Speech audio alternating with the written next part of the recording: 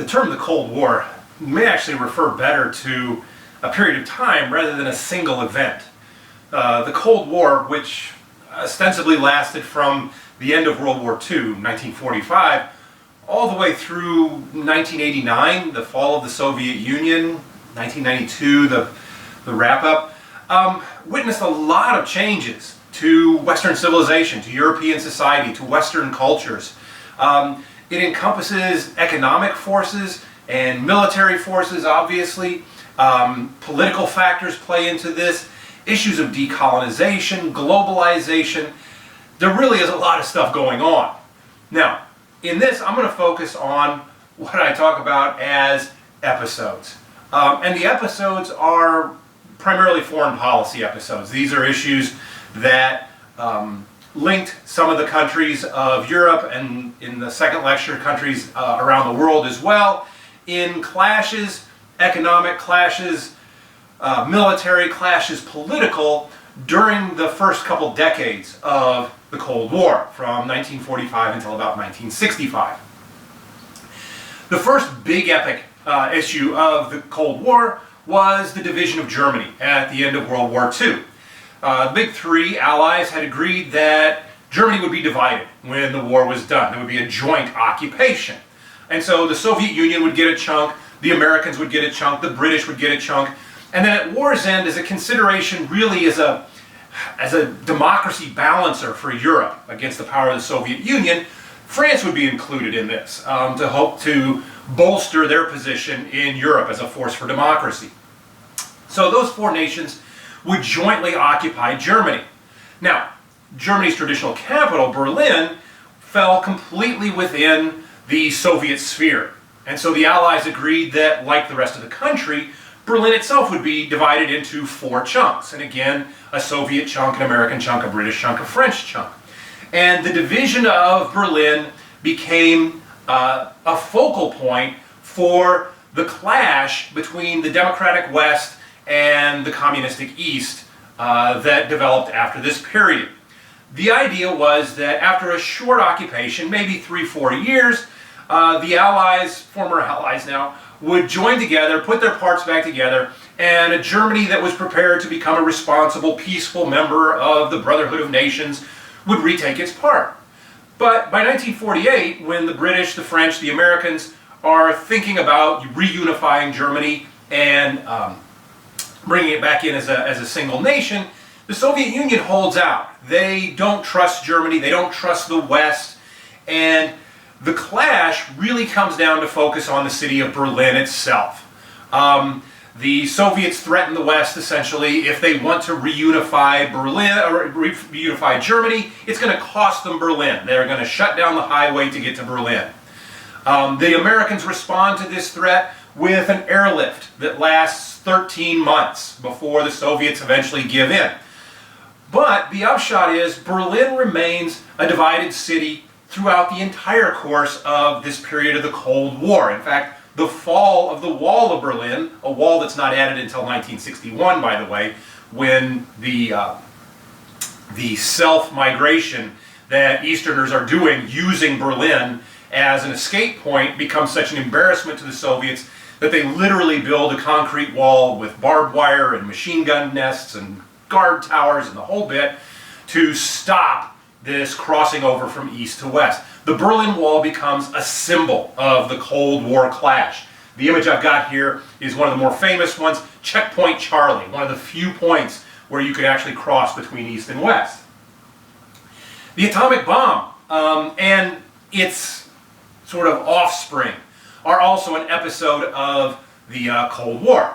The Americans had the atomic bomb in 1945 at the end of the war, obviously used it against the Japanese, but everybody had the science. Everybody sort of understood the theories that led to an atomic bomb. American researchers, scientists, had argued that it would take the rest of the world about 10 years to catch on and build their own atomic bomb. The Soviets detonate one within 4. And this shakes up the West an awful lot. The Soviet Union has a bomb, they got it much quicker than what everybody expected. Now, part of what helped was, right at the end of the war, there was a race for German scientists. all of the Allies scooped up as many scientists, as many scholars, as many medical professionals as they possibly could from the old Nazi regime. And all of that information then is taken home. And that helps with the Soviet bomb project. But the fact is that the Soviet Union has the atomic bomb, the American monopoly is done, the Western feeling of safety, having this bomb to themselves, is over with. And the next generation of bombs, the hydrogen bombs, the super bombs, are developed about on pace, both sides getting them at roughly the same time. There are a lot of accusations of spying and underhanded dealing, and it makes for some great Cold War spy novels, the whole James Bond sort of genre. But the truth is, both sides in this contest, the Soviet Union and the Americans, the communists and the democracies, are working as hard as they can to develop this technology. That also brings up another point. This whole sort of either-or arrangement between Soviet Russia and the United States is mostly a perception of those two countries. The rest of the world lines up somewhere along the perspective between them. Very few countries actually 100% align with the Soviets or 100% align with the Americans, as much as they'd like to see you as either friend or foe. It doesn't work quite that easily. The military alliances that come out of this seem to work along that either-or kind of alignment. The West organizes into NATO, the North Atlantic Treaty Organization. And this is basically the Western and Northern countries of Europe, the British, the French, West Germany eventually, and the United States, as a defensive alliance that they agree to mutual defense, that if one of them is attacked, they will treat it as if everyone were attacked. And so NATO is meant to offset any kind of communistic threat or an effort to divide and conquer. The Soviet response to this is the Warsaw Pact and its Eastern European nations, led by the Soviet Union, doing essentially the same thing, treating all Western actions as a unified conspiracy or an aggression of the whole. These two agencies last throughout the war. The Warsaw Pact will go away with the fall of the Soviet Union. NATO continues to operate to this day. Finally, a couple of episodes that become flashpoints in the Cold War. Upon the death of Joseph Stalin in 1953 and the subsequent clash for power that eventually results in Nikita Khrushchev becoming the leader of the Soviet Union, there's a loosening. Stalin's paranoia, Stalin's ironclad grip of the country loosens a bit. And Khrushchev even acknowledges before the Soviet government that Stalin may have been a little over the top, that maybe he was a little too hard. Some of the satellite nations, some of the Warsaw Pact countries, take this as an indication that the Soviets are willing to loosen their grasp a little bit. And specifically in Hungary and Poland, there are efforts to break away from the Soviet satellite arrangement just a little bit, to get some autonomy and some distance. Now, while Khrushchev was willing to criticize some of Stalin's more hardcore programs, the purges and things like that, he was in no way interested in seeing the Eastern Bloc, the Iron Curtain nations, the Warsaw Pact, whatever term you want to use for it, break up. And he wasn't going to allow countries to walk out.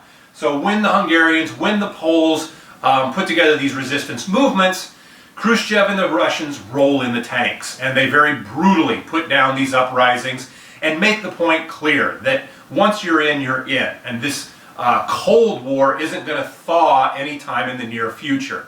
So as we look at the last half of the 1940s and into the 1950s, what we see is a world that, at least in a fairly obvious way, has divided itself into two camps. It's far more subtle than that. It's far more difficult to explain than that. Like I said, the Cold War encompasses a lot of economic and a lot of political and a lot of theoretical issues beyond just the military. But at least on the surface, it looks like two very well-armed groups faced off in what is essentially a life or death struggle.